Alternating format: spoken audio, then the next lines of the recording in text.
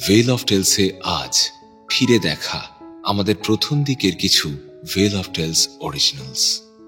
আজকের গল্প স্বাগতা সাহা ভৌমিকের কলমে ফ্যান।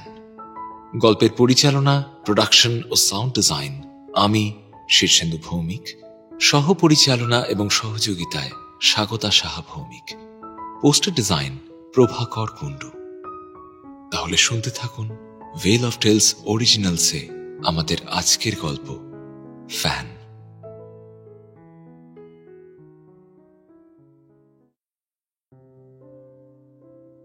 দিন ছোট হতে শুরু করেছে। অক্টোবরের উৎসব মুখর দিনগুলো কাটিয়ে আবার বাচ্চা বুড়ো সকলেই যে যার কাজে ফিরতে আরম্ভ করেছে। বদল নেই কেবল আমার। আমি পুজোতে যা করি, পুজোর আগে পরেও তাই করি। আপামোর বাঙালির মতন আমার অভ্যাস বা রুটিনের কোনো পরিবর্তনই হয় না। আসলে আমি পেশায় লেখক। লেখক হিসেবে যে অল্প আধটু নাম করিনি এমন কথা বলা ভুল হবে। নাম কিছু আছে। এই ধরুন, কলেজ স্ট্রিট পাড়ায় দোকানে দাঁড়িয়ে বই কিনছি। হঠাৎ পাশ থেকে শুনলাম কেউ বলছে, দাদা, অমূল্য সান্যালের পুজোয় যে বইটা বেরিয়েছে ওটা পাওয়া যাবে? অথবা, দাদা, অমূল্যবাবুর ভয়ের শহর বইটা আছে? এরকম হামেশাই চলতে থাকে। আর দোকানদার তখন আমার দিকে তাকিয়ে মিটিমিটি হেসে তাক থেকে বই নামিয়ে দেয়। লেখালেখির পাশাপাশি আমি কিছু ফ্রিল্যান্সিং কাজও করি বটে, তবে সে কাজ যদি কোনো মাসে কমও পাই তাতেও আমার সমস্যা কিছু হয় না। আসলে আমার বাবা মৃত্যুর আগে আমার জন্য যে পরিমাণ টাকা পয়সা জমিয়ে রেখে গেছেন তাতে আমার সারা জীবন বসে খেলেও বেশ ভালো মতনই চলে যাবে। আমি উত্তর কলকাতার এক বনেদি বাড়ির ছেলে। কোনো এককালের একান্নবর্তী পরিবার এখন ভেঙে টুকরো টুকরো হয়ে যে যার মতো বাস করে এই বাড়িতে। ছিল বনেদি বাড়ি, আর এখন হয়েছে শরিকি বাড়ি। বড় বড় হল ঘরের মতো ঘরগুলো এখন 21 শতক মার্কা পার্টিশনে বিভিন্ন ভাগে বিভক্ত। আর সেই পায়রার খোপের মতন অংশগুলো দখল করে রয়েছেন দাদা, কাকা, জ্যাঠা, জগাই, মাধাই এবং সমস্ত ভাড়াটেরা। আমার ঘরের উল্টো দিকে আমার এক কাকা থাকেন। সেই কাকা আর আমি দুজনেই অবিবাহিত, তাই বাড়ির এই প্রান্তে হট্টগোল কম। বউ বাচ্চা কারোর গলায় পাওয়া যায় না এখানে। আশ্চর্য ব্যাপার, এ বাড়িতে লোক সংখ্যা বেশি হলেও কেউ কিন্তু একে অন্যের সাথে বিশেষ কথাবার্তা বলে না। এমনকি আমিও কাকা জ্যাঠাদের সঙ্গে দেখা হলে শুধুমাত্র মাথা ঝাঁকিয়ে হালকা হাসা ছাড়া আর কিছুই করি না। দিন কাটছিল ভালোই, নিশ্চিন্তে, নির্বিঘ্নে। এমন সময় হঠাৎ একদিন শুনতে পেলাম আমার ওই অবিবাহিত কাকা মশাই নাকি এ বাড়ি ছেড়ে চলে যাবেন। কারণ জানতে চাইলে তিনি তেমন কিছুই বললেন না, শুধু বললেন, আসলে ঘরটা তো আমার প্রপিতামহর, বোঝই তো, পুরনো বাড়ি। অনেকেই এই বাড়ির মায়া কাটিয়ে যেতে পারেননি। দিন নেই, রাত্রি নেই, অদ্ভুত সব আওয়াজ আর কাণ্ড কারখানায় এখানে আমার থাকাই দায় হয়ে পড়েছে। এইসব দৃশ্য আর বেশি দিন দেখতে থাকলে এই পুরো হৃদযন্ত্র বন্ধ হয়ে যাবে যে কোনো দিন। কাকা মশাইয়ের এই আজগুবি কথায় বাড়িতে নানান ফিসফিসানি গুজগুজানি শুরু হলো। সাথে সাথে পুজো আচ্ছার ধুমও বাড়ল বইকি। যদিও কেউই তেমন অলৌকিক কিছু অনুভব করেনি, তাও মনে হলো সকলে মনে মনে বেশ ভয় পেয়েছে। ওদিকে আমি ভাবলাম, জন্ম থেকে আর 40 বছর হয়ে গেল এই বাড়িতে আমি আছি, অথচ কোনোদিন তো এক মুহূর্তের জন্যও কোনো ভয়ের অনুভূতি আমার হয়নি। তাহলে আজ হঠাৎ এমন কি ঘটলো যে কাকা একেবারে তল্পি তল্পা গুটিয়ে এখান থেকে চলে যাবার পণ নিয়েছেন? একদিন রাতে কাকা আমাকে ডেকে পাঠালেন। ওনার ঘরে গিয়ে দেখলাম বাড়ির আরো অনেকেই সেখানে উপস্থিত। কাকামশাই ওর বিশাল আর্ম চেয়ারটায় বসে আছেন। আমাকে ঘরে ঢুকতে দেখি সোজা হয়ে বসে বললেন, এসো অমূল্য, এসো বাবা, তোমার জন্য অপেক্ষা করছিলাম। বাকি সকলে আগেই এসে পড়েছে। কাকা কি বলবেন তা শোনার জন্য ঘরের সকলেই উৎসুক হয়ে আছে। অবশেষে তিনি বলতে আরম্ভ করলেন, বেশ, তাহলে এবারে বলি কেন তোমাদের সকলকে এখানে ডেকে পাঠিয়েছি। দেখো, আমার তো অনেক বয়স হলো, আর এই বয়সে আমাকে এই পৈতৃক ভিটে ছেড়ে চলে যেতে হচ্ছে। বলা ভালো আমি যেতে বাধ্য হচ্ছি। এই যে আমার কাছে কতখানি কষ্টের তা তোমরা হয়তো আন্দাজ করতে পারবে না। যাকে সেসব কথা থাক, এবার আসল কথায় আসি। শোনো, আমার ঘরে যে পরিমাণ আসবাব আছে তার সবকিছু কোনোভাবেই আমার নতুন ফ্ল্যাটে নিয়ে যাওয়া সম্ভব নয়। সবই শাল আর সেগুনের তৈরি। তোমরা কাল একবার সময় করে এসো এবং এসে যার যেটা পছন্দ সেটা নিয়ে যেও। কাকামশাই যে একজন হাড় কেপ্পন মানুষ সে কথা কারোরই অজানা নয়, তাই তার মুখে এমন প্রস্তাব পেয়ে সকলেরই চক্ষু চড়ক গাছ। প্রায় সকলেই নিজেদের মধ্যে মুখ চাওয়াচাওয়ি করতে করতে বলল, আচ্ছা কাকামশাই, কাকামশাই কালকে আসবো। হ্যাঁ ঠিক আছে কাকামশাই, কালকে আসবো। হ্যাঁ কালকে আসবো। কথা শেষ হতেই কেউ আর বেশিক্ষণ এ ঘরে থাকলো না, যে যার নিজের ঘরে ফিরে গেল। বসে রইলাম শুধু আমি। টিউবের উজ্জ্বল আলোয় খেয়াল করলাম কাকামশাই তরতর করে ঘামছেন। নভেম্বরের মাঝামাঝি তেমন ঠান্ডা না থাকলেও এমনভাবে ঘাম হওয়াটা সত্যি অস্বাভাবিক। আমি জিজ্ঞেস করলাম, কাকামশাই আপনার শরীর ঠিক আছে তো? এত ঘামছেন যে? কাকামশাই কোনো উত্তর দিলেন না। অন্যমনস্ক হয়ে কি যেন ভাবছেন তিনি। আমি আবারও তাকে জিজ্ঞেস করলাম, কাকামশাই, ও কাকামশাই, হ্যাঁ বলছি আপনার শরীর ঠিক আছে তো? হঠাৎ সম্বিত ফিরে পেয়ে তিনি বললেন, হ্যাঁ হ্যাঁ, আমার শরীর একদম ঠিক আছে। আচ্ছা শোনো, তুমি একটা কাজ করো তো, ওই টেবিল ফ্যানটা একটু চালিয়ে দাও দেখি, খুব গরম লাগছে। আমি উঠে গিয়ে টেবিল ফ্যানটা চালিয়ে দিলাম। আগেকার দিনে টেবিল ফ্যান মস্ত বড় আর ভারী, কিন্তু এর হাওয়া বড্ড মিষ্টি। ফ্যানটা চালাতেই আমারও শরীরটা বেশ জুড়িয়ে এলো। তখনই মনে মনে ঠিক করলাম যে কাকার থেকে যদি কিছু চাইতেই হয় তাহলে এই ফ্যানটাই আমি চেয়ে নেব। এই অ্যান্টিক ফ্যানটা চালিয়ে লিখতে বসলে হাত দিয়ে একেবারে হু হু করে লেখা আসবে। কিন্তু এই সবকিছুর মাঝেই মনের মধ্যে একটা সন্দেহ কেমন যেন চেপে বসছে। কাকার বয়স প্রায় 65-র কাছাকাছি। তিনি হঠাৎ এই বয়সে নিজের বাড়ি ছেড়ে অন্যত্র চলে যাচ্ছেন এবং তার জন্য যে কারণ তিনি দেখাচ্ছেন তা কখনোই বিশ্বাসযোগ্য নয়। এর পিছনে নিশ্চয়ই অন্য কোনো কারণ আছে। কৌতূহল চেপে রাখতে না পেরে আমি তাকে জিজ্ঞেস করলাম, আচ্ছা কাকামশাই, একটা কথা বলবেন, আপনি হঠাৎ এখান থেকে চলে যাওয়ার সিদ্ধান্ত কেন নিলেন? জানোই তো কেন চলে যাচ্ছি, গম্ভীর স্বরে বললেন কাকামশাই। আমি বললাম, একটা কথা বলি কাকামশাই, অপরাধ নেবেন না। আপনি যে কারণ দেখাচ্ছেন সেটা কি কখনো খুব যুক্তিসম্মত হতে পারে? আচ্ছা, আপনি অযথাই ভয় পাচ্ছেন না তো? কাকামশাই হঠাৎ রীতিমতো খেঁকিয়ে উঠলেন। এই তোমার এত কৌতূহল কিসের হে? হ্যাঁ, কাকার থেকে এমন ব্যবহারই আমরা আশা করি সেই ছোট থেকেই। ছোটবেলা থেকেই দেখেছি লোকটা কেমন যেন খিটখিটে মেজাজের। আমি বিন্দুমাত্র বিচলিত না হয়ে সামান্য হেসে বললাম, আপনি এতদিন ভয় পাচ্ছেন আমাকে তো বলতে পারতেন, দেখতাম সত্যি কিছু ভয়ের আছে কিনা, নাকি পুরোটাই আপনার মনের ভুল, অথবা অথবা অথবা কি কি বলতে চাইছো কি তুমি? আমার কথা শেষ হওয়ার আগেই কাকামশাই রীতিমতো চেঁচিয়ে উঠলেন। এবার আমি খুব অবাক হলাম। আমি তো এমন কিছু বলিনি যার জন্য উনি এতটা চটে যেতে পারেন। আমি শান্ত স্বরে বললাম, আপনি অযথা এরকম রেগে যাচ্ছেন কেন? কেউ তো মশকরা করে বা অন্য কোনো উদ্দেশ্যেও আপনাকে ভয় দেখাতে পারে, কিন্তু আপনি যেভাবে উত্তেজিত হয়ে উঠলেন তাতে তো আমার অন্য কিছু মনে হচ্ছে। কি কি মনে হচ্ছে তোমার? ওই ভাবছি আর কি, যে আপনি বিশেষ কোনো সমস্যায় পড়ে এই বয়সে বাড়ি ছাড়ছেন কিনা। তোমার গোয়েন্দা গল্পের প্লট ফাঁদার জায়গা নয় এটা, বুঝলে? তাই মাথা থেকে এসব বাজে চিন্তা বাদ দাও। আমি কোথায় থাকবো বা না থাকবো তা সম্পূর্ণ আমার ব্যক্তিগত ব্যাপার।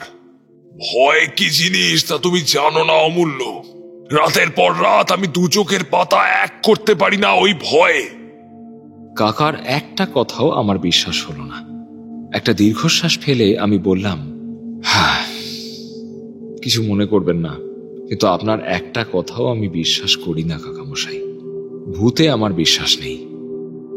কাকা তীক্ষ্ণ দৃষ্টিতে আমার দিকে চেয়ে বললেন, আমাকে খুঁচিও না অমূল্য, এর ফল কিন্তু ভালো হবে না বলে দিলাম। আমি আর কথা বাড়ালাম না। উনি খানিকক্ষণ চুপ করে থেকে তারপর শান্ত হলেন। মৌনতা ভেঙে বললেন, আচ্ছা অমূল্য, শোনো, বলো তো আমার এই আসবাব আর জিনিসপত্রের মধ্যে তুমি কি কিছু নিতে চাও? শোনো, কিছু কিন্তু নিতেই হবে, কিছু নেব না বললে কিন্তু আমি শুনবো না।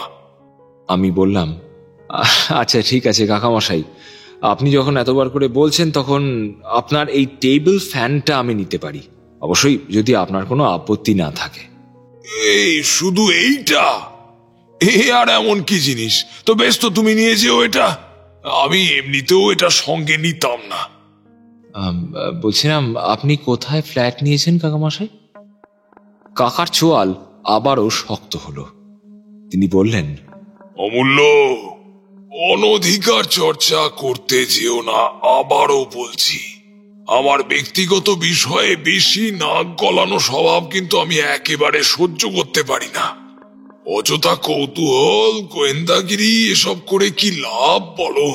আখেরে তাতে নিজেরই ক্ষতি। আমি সামান্য বাঁকা হেসে বললাম, যা যুক্তি দিয়ে বিচার করতে পারছি না সেটা তো একটু খতিয়ে আমাকে দেখতেই হবে কাকামশাই। ভূত প্রেতের যে কাহিনী আপনি শোনাচ্ছেন তা বাড়ির অন্যান্যরা বিশ্বাস করলেও আমি করি না, করবও না। আমার কথায় কাকার মুখ যেন ঝলসে উঠল। এই দৃষ্টি প্রমাণ করে যে তিনি সত্যি কথা বলছেন না। আমি আর দেরি করলাম না, শুভরাত্রি জানিয়ে চেয়ে ছেড়ে উঠে পড়লাম।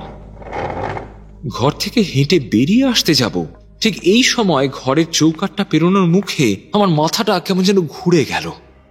একটা অসহনীয় যন্ত্রণায় যেন সমগ্র বিশ্ব ব্রহ্মাণ্ড এক মুহূর্তের জন্য টুলে গেল। খানিকক্ষণ চোখ বন্ধ করে দাঁড়িয়ে রইলাম আমি। তারপর একটু সামলে নিয়ে ধীর পায়ে বেরিয়ে এলাম কাকার ঘর থেকে। নিজের ঘরে ফিরে এসে আমার লেখার টেবিলের পাশে বসলাম। শরীরটা হঠাৎ খুব খারাপ লাগছে, পা দুটো ভার ভার লাগছে, মাথাটা কেমন যেন ঝিম ধরে আছে। আমার তো সুস্থ শরীর, হঠাৎ কেন এরকম হলো ঠিক বুঝতে পারলাম না। মনের মধ্যে একটা বাজে চিন্তা খেলে গেল, তাহলে কি সত্যি কাকার ঘরে অলৌকিক কিছু আছে যার প্রভাবে এরকম হলো? আর ওই যন্ত্রণাটা যেটা আমার সারা শরীরে শিরায় উপশিরায় ছড়িয়ে পড়ছিল, সেটাই বা কেন হলো? এসব আকাশ পাতাল ভাবতে ভাবতে কখন যেন চেয়ারে বসেই ঘুমিয়ে পড়েছি। ঘুম ভাঙল একেবারে সকালবেলা। ঘড়িতে এখন ঠিক 8টা বাজে। শরীরটা এখনো ঠিক একই রকম ভার হয়ে আছে, মাথা আর চোখ জুড়ে অসহ্য ব্যথা। এমন সময় হঠাৎ পায়ের দিকে চোখ পড়তেই একটা জিনিস দেখে চমকে উঠলাম। দেখলাম মাটিতে কাকামশায়ের সেই টেবিল ফ্যানটা রাখা। এটা কোত্থেকে এলো? আমি কি কালকে সঙ্গে করে নিয়ে এসেছিলাম নাকি? না, মনে তো হচ্ছে না। ভাবার চেষ্টা করলাম, না, কিছুই ঠিক মনে করতে পারছি না। তবে কি কাকামশাই সকালে এসে আমার ঘরে রেখে গেছেন? ওনার তো আজকেই ভোরে ট্রেন বলে জানতাম। কথা ছিল নতুন ফ্ল্যাট গুছিয়ে তিনি আবার আসবেন, বাকি টুকটাক যা লাগে তা নিয়ে যাবেন। তাহলে কি উনি ফ্যানটা সকালবেলা আমার ঘরে রেখে গেছেন? যাই, ওকে গিয়ে বরং একবার জিজ্ঞেস করে আসি। কাকামশায়ের ঘরে গিয়ে দেখলাম ঘর খালি, কাকা নেই। বাড়ির অন্যান্য কয়েকজন এসেছেন তাদের পছন্দের ফার্নিচার নিয়ে যেতে। কাকার নিত্য প্রয়োজনীয় জিনিস বেশ কয়েকদিন আগেই চলে গেছে নতুন বাড়িতে। যা সঙ্গে নেবেন না সেগুলোই কেবলমাত্র পড়ে আছে। আমি আর ও ঘরে দাঁড়ালাম না, ফিরে এলাম নিজের ঘরে। গতকালের পর থেকে সত্যি শরীরটা বেশ খারাপ হয়েছে। খিদে নেই, মাথা ঝিমঝিমও কমছে না। চেয়ারে বসে মাথাটা টেবিলের ওপর রেখে একটু চোখ বুজে বিশ্রামের চেষ্টা করছি। দেখলাম চোখের সামনে নানান রকম গল্পের প্লট একেবারে গিজগিজ করছে। কশিনকালেও এত প্লট একসাথে এসছে বলে মনে হয় না। তাছাড়া এই ধরনের ব্যতিক্রমী প্লটও আগে কোনোদিন মাথায় আসেনি। শরীরটা খারাপ লাগলেও মনের ভেতর একটা খুশি টকবক করে উঠল। এবারের বই মেলাতে আমার নতুন বইতে ভালো গল্পের অভাব হবে না তা বেশ বুঝতে পারছি। আর ৭-৫ না ভেবে তাড়াতাড়ি টাইপরাইটারটা বের করলাম। হ্যাঁ, আমি টাইপরাইটারেই লিখি। টাইপরাইটারে লিখে যা সুখ তা আমি কম্পিউটার কিবোর্ডে লিখে পাই না। ওই যে টাইপের খটাখট খটাখট শব্দটা বেশ একটা অনুপ্রেরণার মতো কাজ করে। কাকামশাই দেওয়া টেবিল ফ্যানটা এনে রাখলাম আমার টেবিলের পাশে ছোট্ট টুলটার ওপর। তারপর সেটা চালিয়ে দিয়ে লিখতে বসলাম। আহ, মিষ্টি হাওয়ায় শরীরটা একেবারে জুড়িয়ে আসছে। লেখাও চলছে তরতর করে। লিখতে লিখতে যখন আমার মনোসংযোগ আরো নিবিড় হয়ে এসছে, ঠিক তখনই একটা অদ্ভুত অনুভূতি হলো আমার। লেখা থামিয়ে বোঝার চেষ্টা করলাম, যা মনে হচ্ছে তা কি আদৌ সত্যি নাকি আমার মনের ভুল। মনে হচ্ছে ফ্যানের হাওয়াটা কিসে যেন আটকাচ্ছে, ঠিকমতো আমার গায়ে এসে পৌঁছচ্ছে না। অথচ ভোল্টেজ কম নেই, দেখেই বোঝা যাচ্ছে বেশ জোরে ঘুরছে ফ্যানটা। চেয়ার ছেড়ে উঠে সুইচ বোর্ডে প্লাগটা ভালো করে একবার চেপে দিয়ে এলাম। না, এবার তো দিব্যি হাওয়া লাগছে। নিজের ভাবনায় নিজেই লজ্জা পেলাম। এমন বোকাশোকা ভাবনা আমি আগে কখনো ভাবিনি। আর যে কি হলো, এতদিনের পুরনো একটা জিনিস এখনো যে বনবন করে ঘুরে মিষ্টি হাওয়া দিচ্ছে, এই তো ঢের। ওরকম মাঝে মাঝে লুজ কানেকশন হতেই পারে। কিন্তু না, নির্বিঘ্নে আরো ২০-২৫ মিনিট কাটার পর আবারও সেই একই বিপত্তি শুরু হলো। বেশ মন দিয়ে লিখছিলাম, কিন্তু আবারও মনে হতে লাগলো কেউ যেন ফ্যানের হাওয়াটা আটকে দিচ্ছে।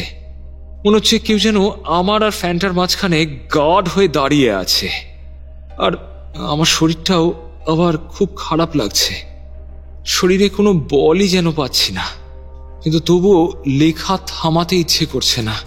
কেন জানি না মনে হচ্ছে এই লেখাই আমার একমাত্র অবলম্বন।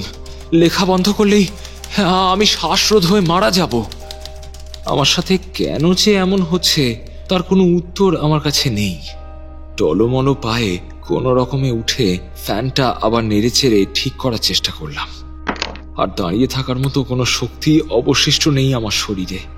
বাধ্য হয়েই চেয়ারে এলিয়ে দিলাম নিজেকে। শুধু চোখ কান খোলা রেখে ফ্যানটার গতিবিধি বোঝার চেষ্টা করতে লাগলাম।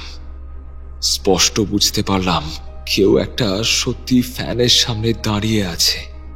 হাওয়ায় তার ছায়া ছায়া অবয়বটা যেন হালকা হালকা দুলছে। তাই একবার পুরো হাওয়াটা আমার গায়ে লাগছে, আবার পর মুহূর্তেই সেই হাওয়া আটকে যাচ্ছে। এই ঘটনাটা যে আমার মনের ভুল নয় তা আমার কাছে পরিষ্কার। আমার টেবিলে রাখা খোলা কাগজগুলো একবার ফরফর শব্দে উঠছে, আবার কয়েক সেকেন্ডের মধ্যেই তা পালকের মতো নুইয়ে পড়ছে। ব্যাখ্যাহীন এমন একটা ঘটনা চোখের সামনে দেখতে দেখতে কখন যেন আমার দু চোখ ঘুমে বুঝে এলো। কিছুক্ষণের মধ্যেই এক গভীর ঘুমে ডুবে গেলাম আমি। ঘুম যখন ভাঙল তখন প্রায় সন্ধে নেমে গেছে। টুলের ওপর ফ্যানটা এখনো রাখা, বনবন করে ঘুরছে সেটা। সেদিকে চোখ পড়তেই কেমন যেন একটা অস্বস্তি হলো। একটা খারাপ অনুভূতি যেন নিমেষে গ্রাস করলো আমাকে। পৃথিবীর সমস্ত খারাপ চিন্তা যেন মাথার মধ্যে একসাথে কিলবিল করছে। আমি তাড়াতাড়ি উঠে গিয়ে ফ্যানটা বন্ধ করে দিলাম। সন্ধেবেলা যে এক কাপ চা করে খাবো তাও ইচ্ছে করলো না। অগত্যা ফিরে এসে লেখায় মন দেওয়ার চেষ্টা করলাম। কিন্তু এবার যেটা ঘটলো তার জন্য আমি একেবারেই প্রস্তুত ছিলাম না। অবাক হয়ে দেখলাম ফ্যানটা নিজে থেকেই আবার ঘুরতে আরম্ভ করেছে। তাকিয়ে দেখি একটু আগে বন্ধ করে দেওয়া সুইচটা কেউ যেন আবার যত্ন করে অন করে দিয়েছে। হাত পা অবশ হয়ে এলো আমার। যা দেখছি তা কি সত্যি হওয়া কখনো সম্ভব? ভয়ে সারা শরীর ঠান্ডা হয়ে এলেও আমি আর উঠে দাঁড়াতে পারলাম না। এক অলৌকিক ঘুম যেন আমাকে গ্রাস করছে। এত ঘুম কেন পাচ্ছে আমার? কেন এত ঘুম পাচ্ছে? না না না না না না, কিছুতেই ঘুমানো যাবে না, কিছুতেই না। এই অজানা রহস্যের কথা আমাকে জানতেই হবে। আবারও কোনো এক অদৃশ্য অস্তিত্ব এসে দাঁড়িয়েছে ফ্যানের সামনে। আমি চেয়ার থেকে কোনো রকমে ফ্যানের গায়ে পা দিয়ে একটা ধাক্কা দিলাম, আর তাতেই সেটা তার প্লাগ পয়েন্ট থেকে খুলে গিয়ে ছিটকে পড়ল মাটিতে। কিন্তু এরপর যা দেখলাম তার কোনো যুক্তিসঙ্গত ব্যাখ্যা আমার কাছে নেই। স্পষ্ট দেখতে পেলাম একটা অদৃশ্য হাত ফ্যানটাকে যত্ন সহকারে আবার টুলের ওপর তুলে রাখল। আমি আর মাথা সোজা করে রাখতে পারলাম না। এতক্ষণে আমার মাথা ভারী হয়ে নুয়ে পড়েছে টেবিলের ওপর। অকল্পনীয় একটা ব্যথা হচ্ছে আমার সারা মুখমণ্ডল জুড়ে। হঠাৎ মনে হলো আমার শরীরটা ধরে কেউ যেন সজোরে ঝাঁকিয়ে দিল। আমার আগে কয়েকবার ঘুমের মধ্যে এরকম হয়েছে। ঘুমের মধ্যে এই শরীরে কেমন ঝটকা দিয়ে একটা ঝাঁকুনি হতো। পরে জানতে পারি একে ডাক্তারি পরিভাষায় বলে হিপনিক জার্ক। আমি একা নই, অনেকেরই এরকম হয়। জাগা আর ঘুমের মধ্যবর্তী পর্যায়ে শরীরের পেশিগুলোতে নাকি একটা অনৈচ্ছিক সঞ্চালন ঘটে, আর তাতেই নাকি ওই রকম ঝাঁকুনির মতো অনুভূতি হয়। কিন্তু আজ আমার সাথে যা হলো তাকে কি হিপনিক জার্ক বলা যায়? আমার তো সত্যিই যেন মনে হলো কেউ আমাকে দু হাতে ধরে ঝাঁকিয়ে দিল। কাকামশাইয়ের কথাগুলো মনে পড়ল আমার। দিন নেই, রাত্রি নেই, অদ্ভুত সব আওয়াজ আর কাণ্ড কারখানায় এখানে আমার থাকাই দায় হয়ে পড়েছে। নিজের শরীরের উপর আর কোনো নিয়ন্ত্রণ নেই আমার। একটা অজানা কষ্টে কথা বলার শক্তিটুকু আমি হারিয়ে ফেলছি। আমি জানি এই ঘরে আমি ছাড়া আরো কেউ একজন আছে। মানধাতার আমলের ওই ফ্যানটার সাথে আরো কেউ একজন এসে ঢুকেছে আমার ঘরে। আধ বোঝা চোখেই আমি স্বগতোক্তি করে উঠলাম, কে কে তুমি? কি চাও এখানে? কোনো উত্তর নেই। এ যেন ঠিক বইয়ের পাতায় লেখা ভূতের গল্পের মতো, যেখানে একটা অপ্রত্যাশিত সাক্ষাতে জীবিত আর মৃতের সংলাপ হয়। আবারও শরীর জুড়ে অনুভূত হলো একটা প্রচন্ড ধাক্কা।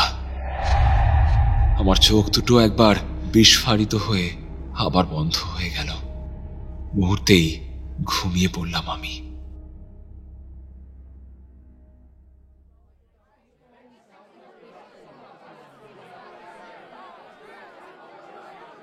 পরদিন সকালে ঘুম ভাঙল অনেক লোকের গলার আওয়াজে। এত সকাল সকাল আবার কি হলো এই বাড়িতে? বেশ কষ্ট করে চেয়ার ছেড়ে উঠে দেখতে গেলাম কি হয়েছে। ঘরের বাইরে এসে আমি তো একেবারে এই বাড়িতে পুলিশ! মা গো মা, আমাদের বাড়িতে পুলিশ? এই কথা তো আমি ভাবতেও পারছি না। সবাই বলা বলি করছে কাকা মশাই নাকি কিসব বেআইনি কাজে ফেঁসে গেছেন। ওনার ব্যবসায় কোনো এক বন্ধুকে ঠকিয়ে নাকি তার টাকা পয়সা, দোকানের দলিলপত্র সব নিয়ে এখান থেকে তড়িঘড়ি পালিয়েছেন। লোকজনের কথাবার্তা শুনে আমি মনে মনে হাসলাম। আমি তো আগেই জানতাম নিশ্চয়ই কোনো গন্ডগোল আছে। এমনিতেই আমার কাকা মানুষটি একেবারেই সুবিধের ছিলেন না। সারা জীবন নানান ব্যবসায় প্রচুর টাকা কামিয়েছেন ঠিকই, যদিও কিসের ব্যবসা তার খবর আমরা কেউ কোনোদিন জানতাম না। অথচ এই বাড়ির বাকি লোকেদের ভূতের গল্প বলতেই তাদের পুজো আচ্চার কি ধুম।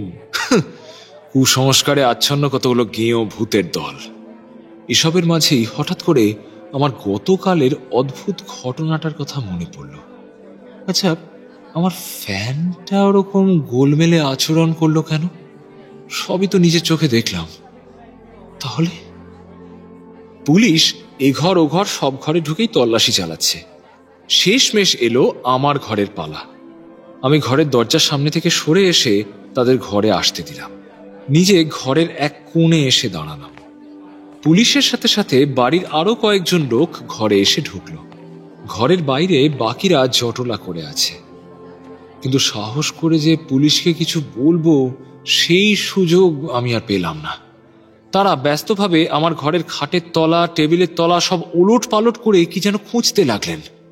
আমি কিছু বলার আগেই আমার এক জ্যাঠতুতো দাদা পুলিশকে বলল, ও স্যার স্যার স্যার বলছি কি, এই যে ফ্যানটা, এই যে টেবিল ফ্যানটা, এটা না কাকামশাইয়ের।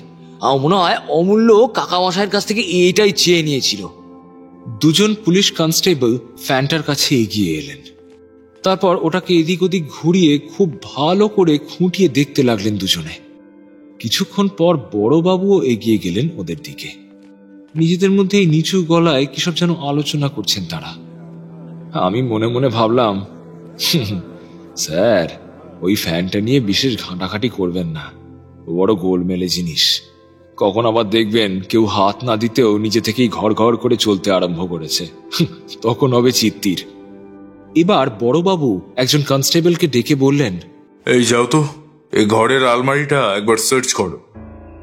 এইবার আমার মাথাটা গরম হয়ে উঠল। আমার ঘরের আলমারি সার্চ করবে, অথচ আমাকে একবার জিজ্ঞেস করার কোনো প্রয়োজন নেই। আমি পাশ থেকে হাঁক দিলাম, এই যে স্যার, স্যার শুনুন, আমার কথাটা আগে শুনুন স্যার, ও স্যার। আর স্যার তিনি তো আমাকে পাত্তাই দিলেন না। খোলা হলো আমার বিশাল দেওয়াল আলমারিটা। সেখানে আমার জামা কাপড় থেকে শুরু করে শীতের লেপ কম্বল অব্দি সবই রাখা থাকে। বাইরের লোককে এভাবে আমার আলমারি ঘাঁটতে দেখে ভীষণ অস্বস্তি হলো। আলমারির ভেতরটা একেবারে তোলপাড় করছে এরা। সত্যি আলমারিটার ভেতরে এত জায়গা যে ছোটবেলায় তুতো ভাই বোনেরা এখানে দুষ্টুমি করে লুকিয়ে থাকতাম, লুকোচুরি খেলতাম। তবে আমার জিনিস নিয়ে পুলিশের অনধিকার চর্চা করা বৃথা গেল না।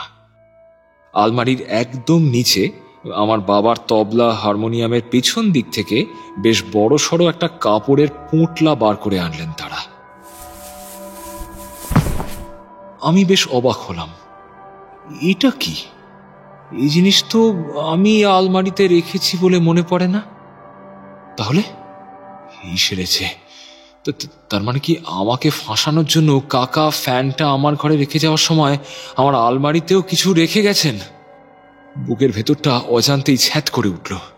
না জানি কি আছে ওই পোঁটলাতে। ঘরের ভেতর সবাই চুপচাপ। এতক্ষণ যে ফিসফাস গুজগুজ চলছিল তা এখন থেমে গেছে। পুলিশের লোকজন পোঁটলাটা অতি সন্তর্পণে খুলল। ঘরের প্রত্যেকটা মানুষই যেন ভেবেছিল বান্ডেল খুললে ওরা এটাই দেখবে। নিঃশ্বাস বন্ধ করে অন্যদিকে মুখ ঘুরিয়ে নিল ওরা। ওটার ভেতরে একটা মৃতদেহ হাঁটু ভাঁজ করে ভেতরে ঢোকানো ছিল। পাশ থেকে আমার এক বৌদির আর্তনাদ শুনতে পেলাম। তারপরেই শুনলাম চাপা কান্নার শব্দ। কি কাণ্ড! আমি এখনো লাশটার মুখ দেখতে পাইনি। একটা অজানা ভয় আমাকে ধীরে ধীরে গ্রাস করলো। মনে হলো, আচ্ছা আমার কি কোনো মানসিক সমস্যা হয়েছিল? তার বশে আমি কি কাউকে মেরে ফেলেছি? কাকে? কাকামশাইকে? কিন্তু আসলে সেদিনের পর থেকে তো কিছুই ঠিক ছিল না আমার সাথে। একটা ঘোরের মধ্যে ছিলাম আমি। না না, এ কি করে সম্ভব? আমি কেন কাকাকে মারতে যাব? আর পুলিশ তো বলছে যে উনি নিরুদ্দেশ। আর তার মানে তো আমি ওনাকে মেরে আমার ঘরে এভাবে রেখে দিয়েছি এমনটা হতে পারে না। না না না না, হয় নাকি? আর আমার অস্বাভাবিক আচরণের কারণ তো আমার শরীর খারাপ, মাথার যন্ত্রণা। কিন্তু তাহলে আমার এই ফ্যানের সামনে এসে কে দাঁড়াতো? কাকামশাই, অশরীরী কাকামশাই। আমার সমস্ত ভাবনায় ছেদ পড়ল। পুলিশ লাশটাকে সোজা করেছে। চমকে উঠলাম আমি। আমার মনের সমস্ত প্রশ্নের ধোঁয়াশা এক লহমায় কেটে গেল। এই লাশটাকে আমি চিনি। হ্যাঁ, চিনি তো, খুব ভালো করে চিনি। একে তো আমি রোজ দেখি আয়নায়।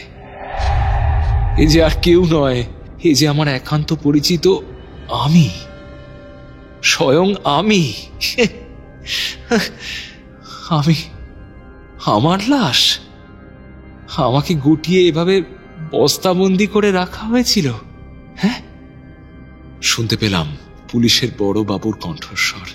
তিনি বলছেন, এবার বুঝতে পারছেন আপনারা? আপনাদের ভাই অমূল্য সান্যালকে মেরে বস্তাবন্দি করে তারই ঘরের আলমারিতে রেখে পালিয়েছে আপনাদের মেজো কাকা।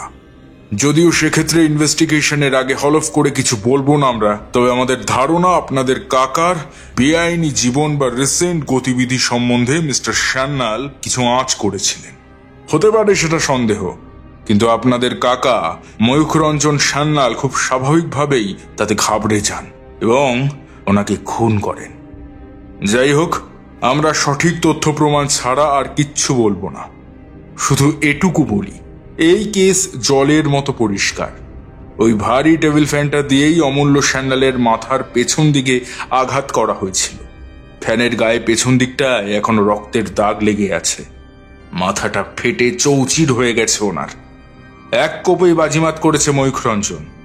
একটা কথা আপনারা পরিষ্কারভাবে শুনে নিন, আপনারা শহর ছেড়ে এখন কোথাও যাবেন না। আমরা এই ঘরটা সিল করে দিয়ে যাব, এই ঘরে কেউ ঢুকবেন না। পুলিশের কথা শেষ হলো। বাড়ির লোকেদের ভিড় ধীরে ধীরে কমতে শুরু করলো। লাশটা ঘিরে এখন শুধুই পুলিশের লোক। পুলিশেরই একজন ডাক্তার ওটাকে পরীক্ষা করছেন। ফটোগ্রাফার ছবি তুলছেন বিভিন্ন দিক থেকে।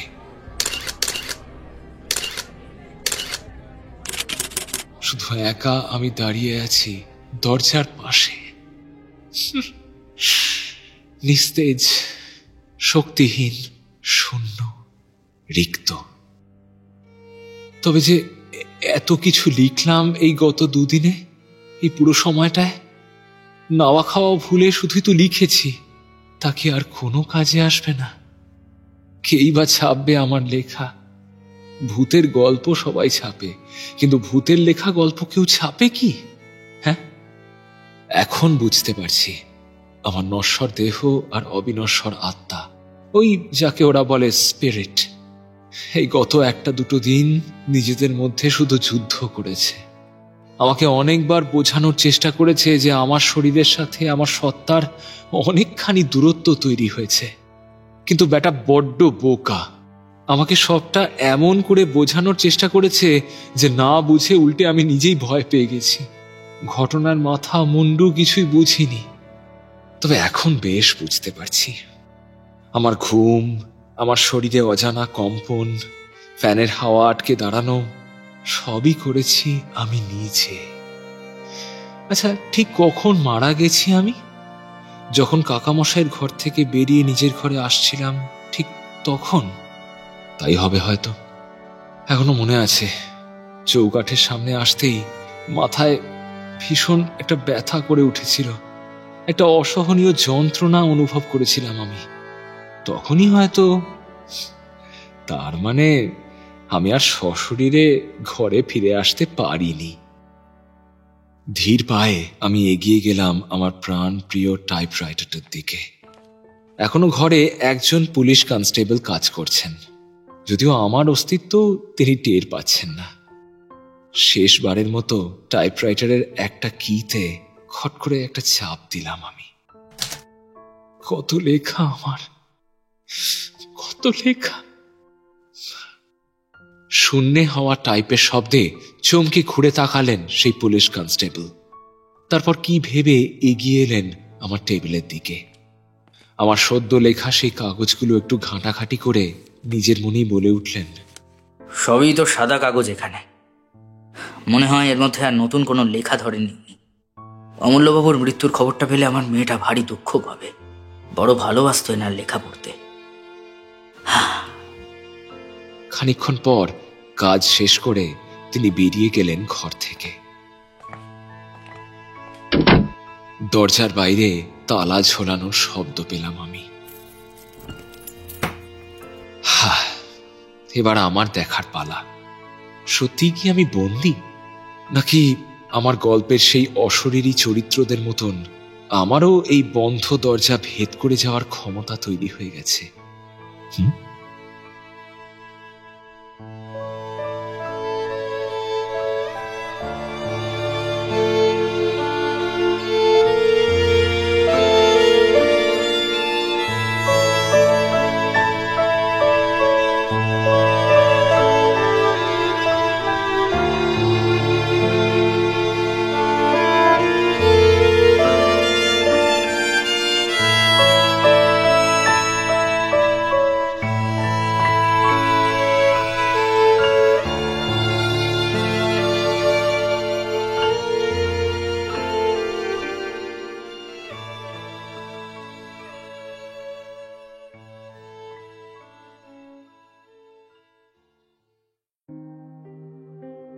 শেষ হলো আমাদের আজকের গল্প ফ্যান। গল্প রচনায় স্বাগতা সাহা ভৌমিক, গল্পের পরিচালনা, প্রোডাকশন ও সাউন্ড ডিজাইন আমি শীর্ষেন্দু ভৌমিক, সহ পরিচালনা এবং সহযোগিতায় স্বাগতা সাহা ভৌমিক, পোস্টার ডিজাইন প্রভাকর কুণ্ডু। গল্পের কথক অর্থাৎ অমূল্য সান্যাল, কাকামশাই এবং অন্যান্য কিছু চরিত্রে আমি শীর্ষেন্দু, ইন্সপেক্টর এবং কনস্টেবলের চরিত্রে প্রভাকর এবং বৌদির চরিত্রে স্বাগতা। আমাদের আজকের গল্পটি আপনাদের কেমন লাগলো তা অবশ্যই আমাদের জানাতে ভুলবেন না। যদি গল্পটি আপনার ভালো লেগে থাকে তাহলে প্লিজ লাইক করুন, শেয়ার করুন, আর যদি আজ আপনি আমাদের এই চ্যানেলে প্রথমবার এসে থাকেন তাহলে প্লিজ সাবস্ক্রাইব করুন। আমরা খুব শীঘ্রই আবারও ফিরে আসব আমাদের পরবর্তী গল্প নিয়ে। ভালো থাকবেন। ধন্যবাদ।